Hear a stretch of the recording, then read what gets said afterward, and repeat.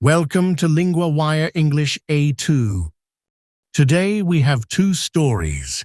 Malaysia talks about Taiwan, and firms buy battery backup in Spain and Portugal. To help you follow today's episode, full transcripts and vocabulary lookups are at linguawire.com.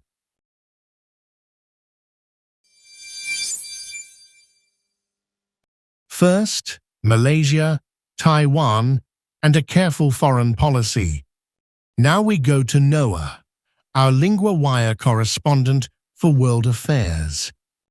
Thanks, Daniel. Malaysia's Prime Minister Anwar Ibrahim has made comments getting a lot of attention. He said Taiwan is part of China.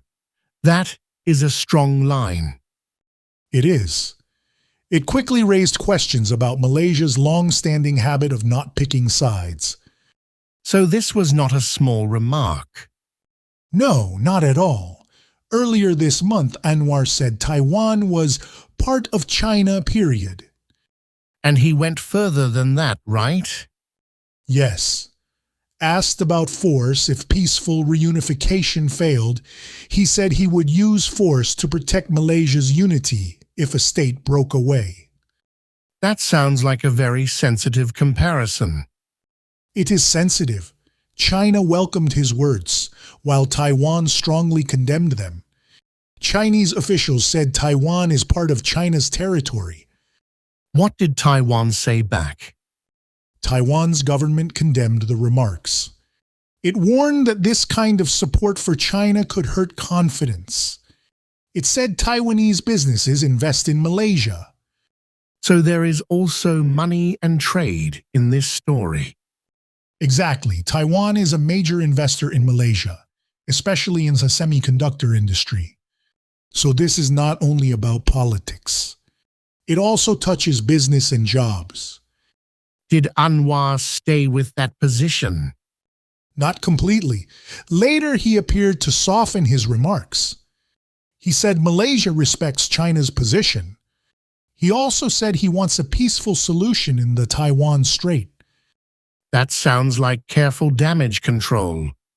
Yes, some analysts say it may be linked to his trip to China in September. Others say it fits Malaysia's old policy. It is a policy of not fully joining one side. So the big question is whether Malaysia is changing course. Or is it just speaking very carefully? That is the question. For now, the comments have reopened a long debate. It is about Malaysia's place between China, the United States, and its own interests.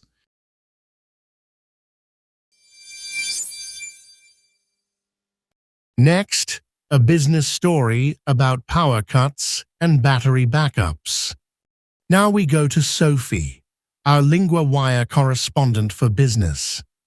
Thanks, Daniel. Many firms in Spain and Portugal are changing how they protect their work.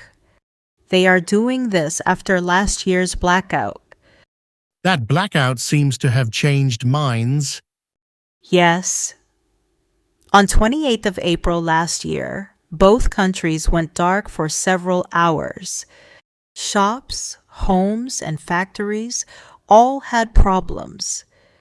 And one company felt that very sharply, I think. It did. Fribon is a meat processing company in northern Spain. It was in the middle of a morning shift when production stopped. The company had to stop its lines. Some meat was thrown away. That must have been expensive. Very expensive. A company director said the losses were worth hundreds of thousands of euros.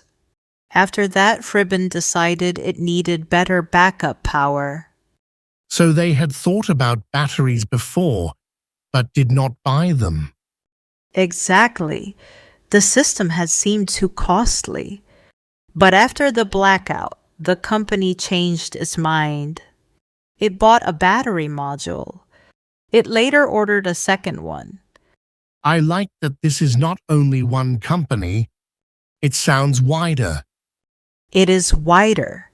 Across Spain, battery storage capacity has risen sharply since the blackout. The grid operator says it is now much higher than before. And more projects are coming. Yes. Spain has also given EU money to many storage projects. Most of that new capacity is battery storage. Companies are rushing to meet demand. What do buyers want now? They want better backup and they want it fast. Some buyers now ask for seamless backup. That means the switch happens without a gap. That sounds important for hospitals and data centers. Exactly. And the deadline pressure is strong too.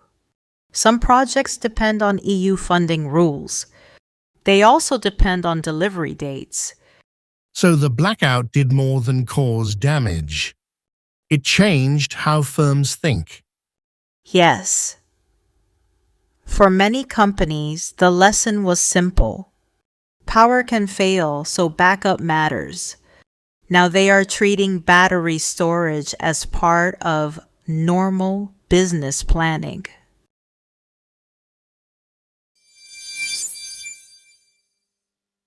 First, 3 words from Story 2. Battery, a device that stores electricity. In the story, companies bought battery systems to keep power during cuts. Example: we kept the alarm working with a small battery. Backup, extra help or extra power when the main system fails. In the story, firms wanted battery backup for short power cuts. Example: we need backup in case the internet stops. Storage, the act of keeping something safe for later use. In the story, it meant storing electricity in batteries. Example: the garage has storage for old boxes. Now, one grammar point: be going to. We use be going to when we talk about a plan. We also use it for a future result we can already see. Example 1. Spain is going to need more battery storage. Example 2. Many firms are going to buy backup systems.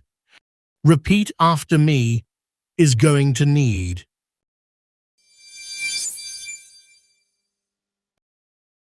LinguaWire isn't only a podcast. Every day, the lead story becomes a personal language lesson in your classroom. Each lesson covers reading, vocabulary, grammar, writing, and listening, all built from today's real news story. Start today on linguawire.com.